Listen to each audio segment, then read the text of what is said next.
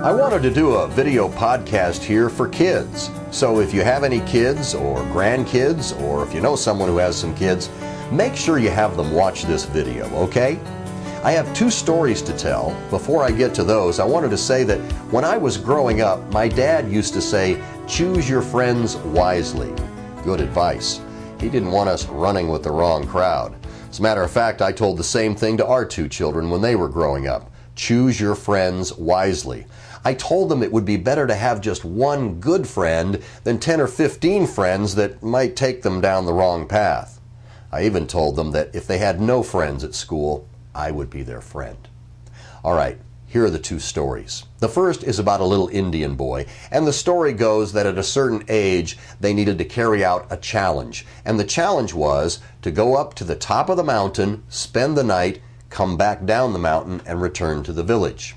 So this little Indian boy climbed all the way to the top of the mountain. When he got there, it was cold. There was snow on the ground up there. He built his shelter, spent the night, and then the next morning, he was getting ready to head down the mountain when he discovered a rattlesnake. And the rattlesnake said, "Help me, please help me. I'm freezing to death." And the little Indian boy said, "I certainly can't help you. You're a rattlesnake." "Oh, please help me. If you don't help me, I'll freeze to death.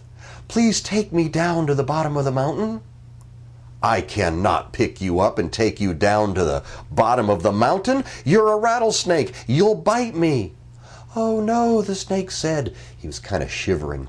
"Please help me. Why in the world would I bite you? If I bite you, there's no one else to take me down to the bottom of the mountain, and I'll freeze to death up here." Well, the Indian boy thought about it for a minute, and then he went, "Well, yeah, if I take you down to the bottom of the mountain, when we get to the bottom of the mountain, that's when you'll bite me."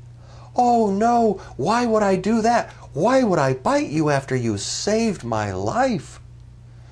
Well, the Indian boy thought about it for a while and decided, well, that makes sense. Why would he? So he cautiously reached down and picked up that rattlesnake and put him inside of his jacket and headed down the mountain. Everything was fine. He got to the bottom of the mountain, opened his jacket, reached in to take the rattlesnake out, and the rattlesnake bit him. The Indian boy yelled, "Why did you bite me? You promised that you wouldn't bite me." The rattlesnake said, "Well, you knew who I was when you picked me up and put me inside of your jacket." Choose your friends wisely. Now the second story is about a little frog. The frog was getting ready to cross the river when up walked a scorpion.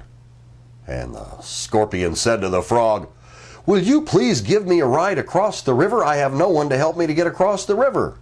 "Are you out of your mind?" the frog said. "If I carry you across the river, you'll just sting me, and then we'll both go to the bottom of the river." "How silly you are," the scorpion said to the frog.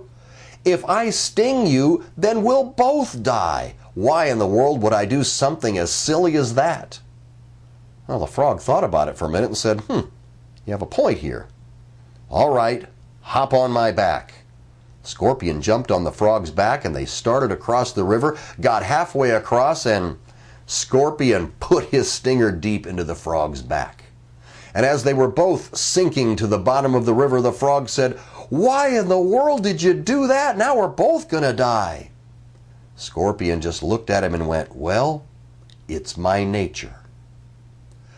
Choose your friends wisely. You know, come to think of it, this is good advice for adults too, isn't it? It certainly is. Thanks so much for watching this video. If you have any comments, go ahead and type them in below. Love to hear from you. And remember, choose your friends wisely.